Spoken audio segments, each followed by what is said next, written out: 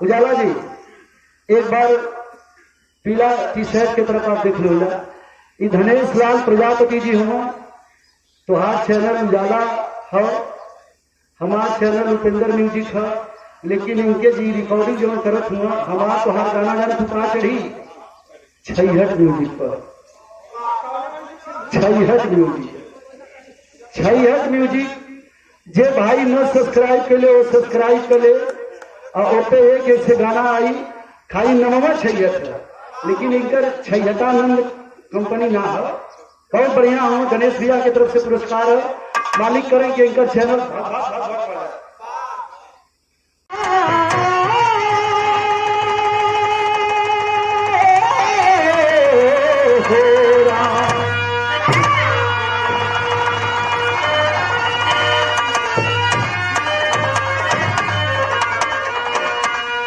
चार लाइन कवि जी अंतर्राष्ट्रीय पहलवान उत्तर प्रदेश के सभी और पहलवानों के भगवान कहे जाने वाले हमारे गुरु जी श्री मनोहर पहलवान जी कहीं खड़ी तो बात करिएगा आप लोग। क्या माँ क्या ममता की समता कोई ना करे, किसने हदागर में सागर कबो ना भरे, दुख दारुण सहे पुत्र के शोक में,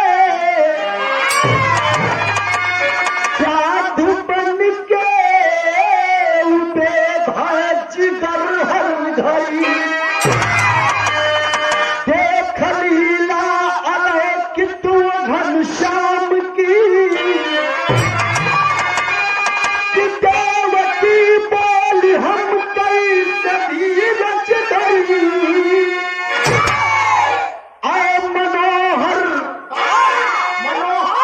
एक तरफ मनोहर पहलवान गुरु जी और दूसरे तरफ आनंद कंद सचिदानंद भगवान श्री कृष्ण जी मनोहर। आए मनोहर यादा मेरे छालन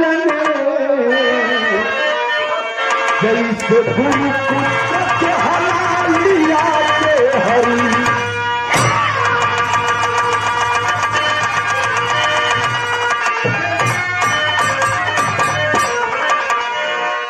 अपने गुरु दरबार से शिक्षा दीक्षा लेने के बाद जब अपने घरे जाए लगल तो जाके अपने गुरु महाराज गुरु जी से जाके करें कि हे गुरु जी हमारा शिक्षा पूरा भई, गुरु दक्षिणा ने हमसे कुछ ले ला। उनकर गुरु जी संदीपनी मुनि कहलन कि हमारी शिक्षा पूरा भई, अब हम अपने नगर जात हई, हमसे गुरु दक्षिणा में कुछ ले ला। भगवान श्री कृष्ण जी का बात सुन के उनकर गुरु जी कहलन कि ना बेटा हमके गुरु दक्षिणा में कुछ न चाहिए, चल अपने गुरु माता के पास, अगर उनके गुरु दक्षिणा में कुछ चाहिए तो जाके दे दा। भगवान श्री कृष्ण जी गए अपने गुरु माता के पास और जाके कहलन कि हे माता गुरु दक्षिणा में कुछ चाहत हो तो मांग ला। गुरु माता आंख में आंसू लेके कहलन कि बेटा हमारे पास से कहीं बेटा रहे जो नदी में नहा के समय डूब के मर गए, अगर गुरु दक्षिणा में देवल चाहत हुआ तो वह मरण पुत्र लिया के हमके देता। बार वो घड़ी का गुरु दक्षिणा मांगने वाला गुरु दक्षिणा देवे वाला। आज के जमाने में गुरु दक्षिणा मंगा चंदू भैया तो का हो, गुरु कहते कि बेटा होली है एक बोतल दे देते, चेला भी पहले से तैयार। गुरु माता के गुरु दक्षिणा में मरण पुत्र भगवान श्री कृष्ण जी देलन और अपने घरे गईलन। जब अपने घरे गईलन तो एक दिन उनकर माई देवकी माई दुवरिया के उदास मन के बैठल रही और भगवान श्री कृष्ण जी अलन तो रो के देवकी माई का कहलन विरह का कर देता।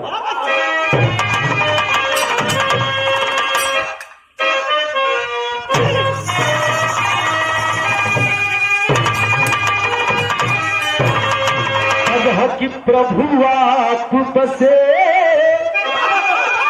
वृंदावन में,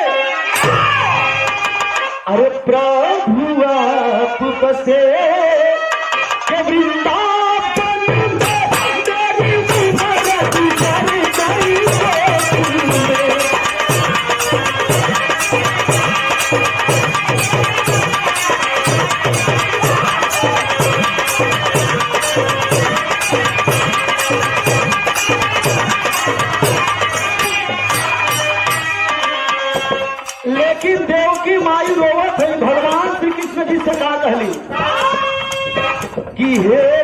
नाथ मेरी अर्जी तुमसे,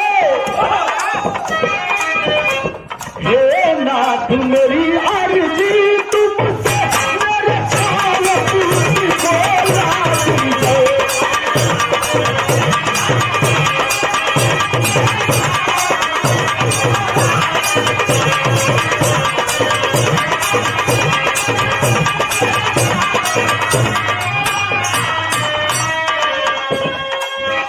नाथ मेरी अर्जी तुमसे,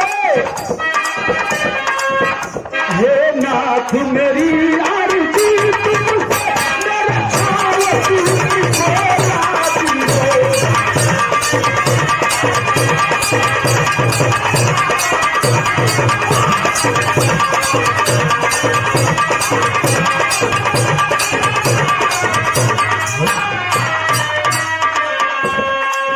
अरे इससे ज्यादा ना चाहे कोई,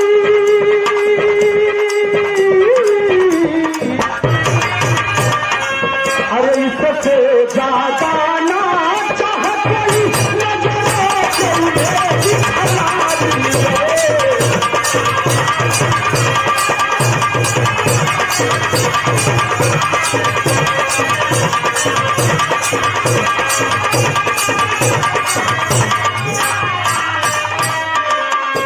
देखा उनकर भगवान श्री कृष्ण जी का माई देव की रो के कहली कि हे बेटा, सुनी ना कि अपने गुरु माता के गुरु दक्षिणा में मरण पुत्र लिया के देला। हे लाल, हमारो 6 गो लड़का मर गए हुआ, वही लड़कवन के लिया के दिखा देता। सोचो तो आप लोग मजबूर हो जावा। बारे मनोहर पहलवान, जितना बढ़िया पहलवान उतना बढ़िया लेखनी और उतना बढ़िया खोज है। सोचिया लोग भगवान श्री कृष्ण जी को माई कहली कि हमार 6 गो लड़का मर गल हुआ, लिया के उन्हन के दिखा दा। अब का कहलू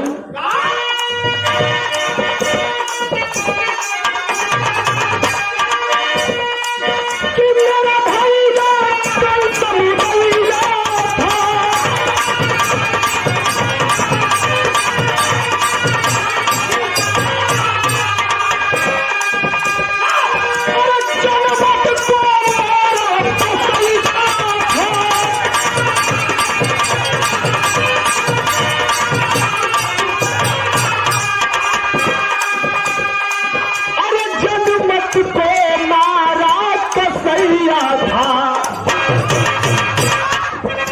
एक बतिया ऐसा माई देव की कहली कि भगवान श्री कृष्ण जी का कलेजा छेदा गए।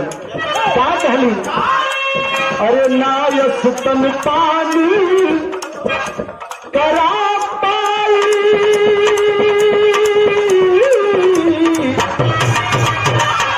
अरे नाय सुतन पानी करा पाई, भाई से भटला दी।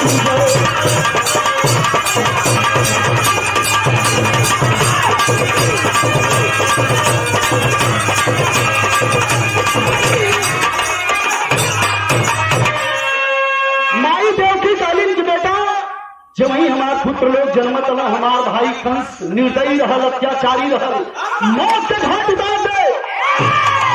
हे बेटा, 6 गो लड़कवा लिया के दिखा दा। लेकिन विरहा सुने वाले भैया आप लोग गौर करिया, भगवान श्री कृष्ण जी माता देव की का 8वां पुत्र रहलन। माई देव की देखे बेटा मंगली 6 गो लड़कन के देखे बजे मंगली। भगवान श्री कृष्ण जी 8वां पुत्र हुवन तो 7 लड़का मांगे के चाहिए देखे बजे में, लेकिन 6 लड़का देखे बजे मंगली। काहे मंगली? काहे एक लड़का के नाम मंगली? ये हम ना बताई, बात लोग सोची हा काहे नाम मंगली। भगवान श्री कृष्ण जी कलन की हे माई, तीनों लोग 14 भुवन में जहां कहीं भी हमारे 6 भैया लोग हुई लिया के आपके सामने हाजिर करो। माई से वादा कैलन और भगवान श्री कृष्ण जी तपस्या पर बैठ गए। तपस्या की कैलन पुकारे लोग माया के हरी, अरे पुकारे योग माया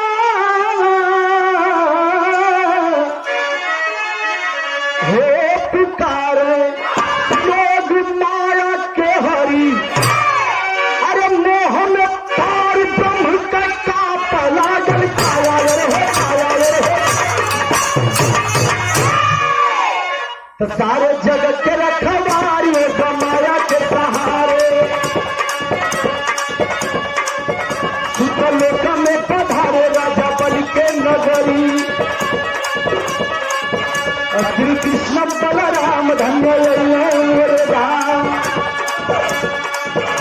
ये बलि जी प्रणाम की सचरों में धरी। सुखराशि के बेला संताव धोवे रानी राजन, कैसे चलो बस्ती माथन बातों को ले गई घरी।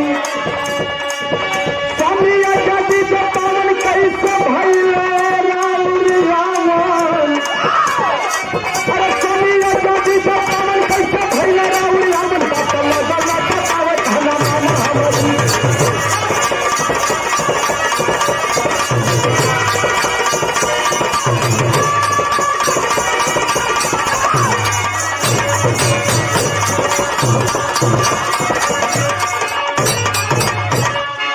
शान से बैठे हैं पीला शर्ट पहन करके। उजाला जी एक बार पीला टी शर्ट की तरफ आप देख लो।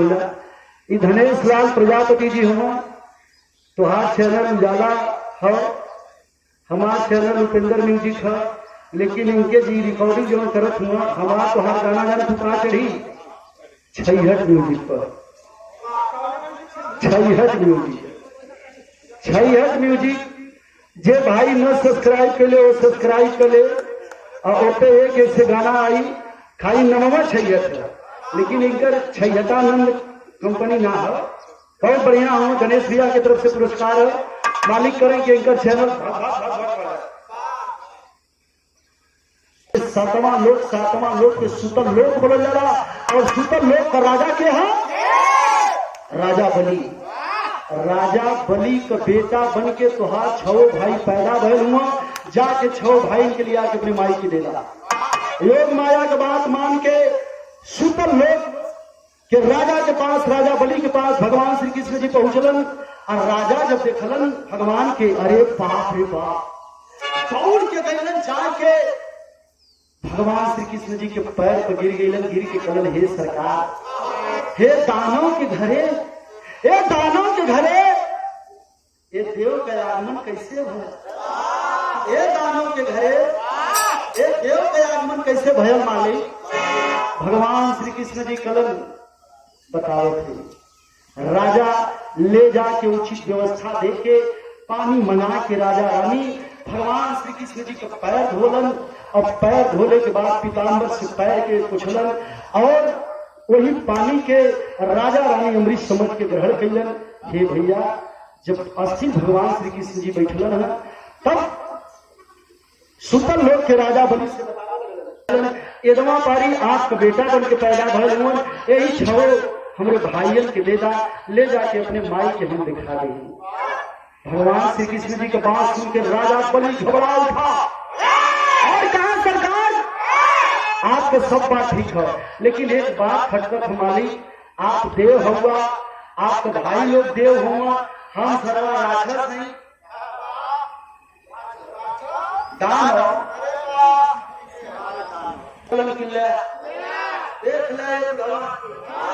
देख ले मारी बहन बिटिया बिना छिना।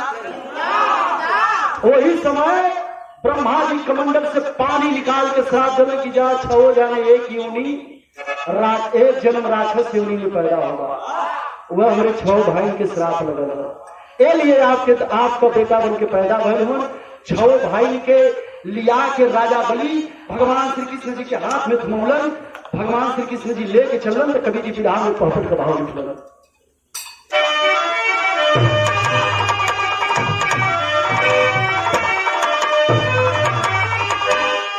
अरे लटकुल भूषण,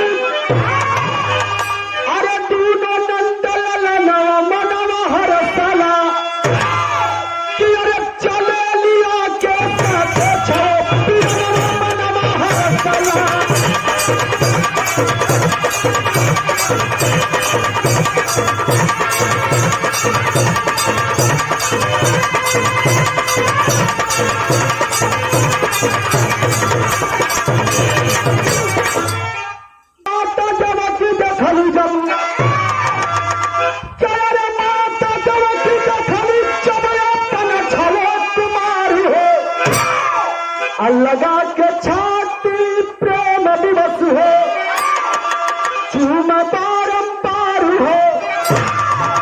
ए भैया भगवान श्री कृष्ण जी अपने 6 भाई के लेके जब माई देवकी के लगे पहुंचलन, माई देवकी 6 लड़कन के देखली, हाथ बांध के जाके तेरे गोदी में लगा के खा कैली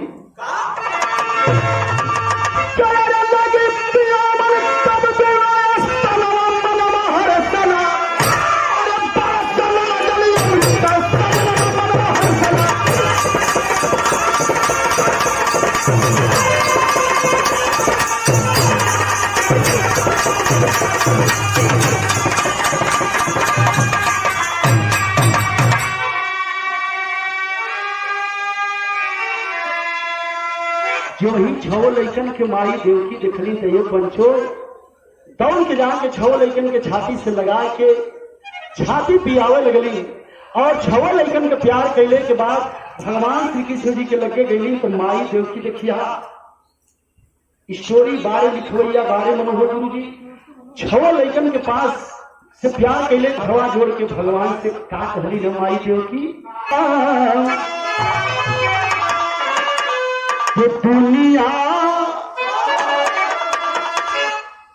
कि दुनिया में सच्चाई है, अरे माई का सब तमामाती दिलवा कलम का चरण चलन है पूरा।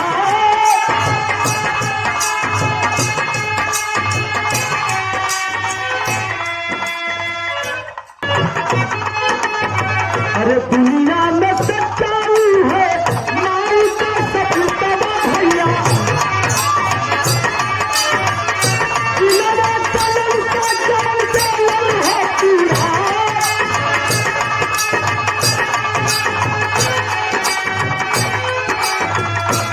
यह माई देवकी कहली कि बेटा दुनिया में हर एक मतारी बाप के अगर बेटा जन्मे तो तोहरे जैसा लायक बेटा ही जन्मे, काहे कि लायक बेटा जन्मेला तो मतारी बाप का अधूरा सपना लायक बेटा पूरा करेला।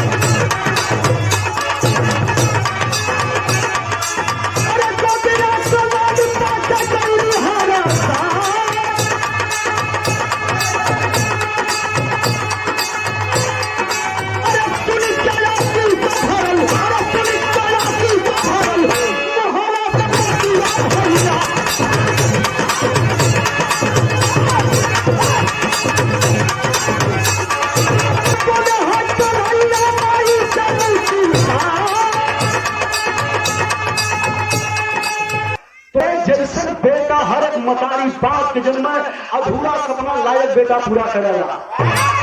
भगवान कहले माई इनमें हमारा कोनो योगदान ना हो, सब आपके कर्म का फल है। आप जैसा कर्म कैले हो वैसे आपके कर्म का फल मिलल है। कर्म हाँ भाई आपका कैसन कर्म है, कैसन फल मिलल है का बतौले आखिरी लाइन में का फल हो, कैसन कर्म है। मास्टर पंधारी लगल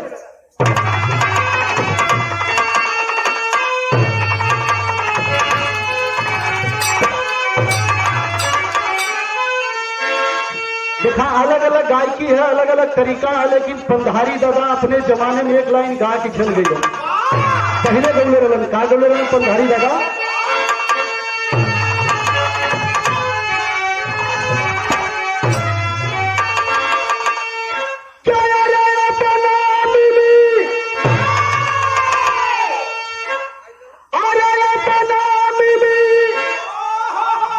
बाबूजी आप लोगों के जवानी वाला है पंधारी, पंधारी दादा गाँव है। क्या रे अपना मिली, ए भाई अपना मिली, ए बापू अपना मिली, तुमने मिलना का तारा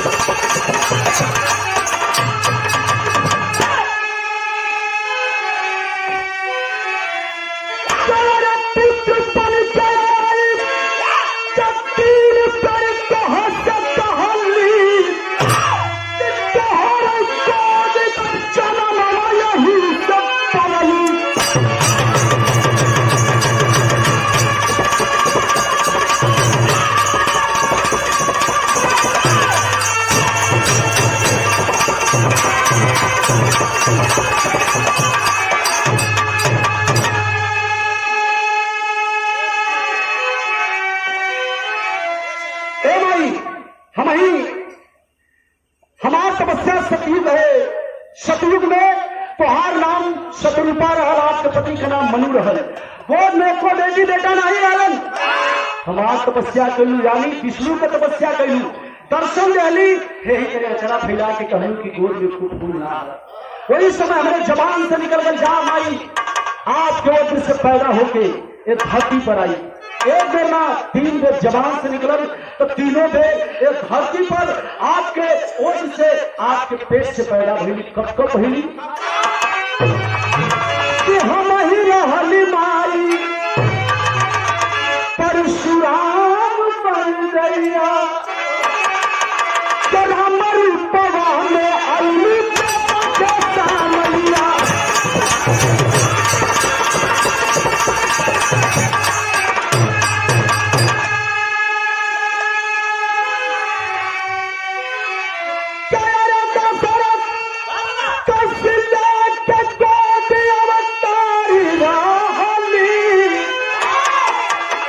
भाई हम ही राम रली, हम ही परशुराम रली। अब तीसरा जन्म के बाप पर में बन के तो हर गो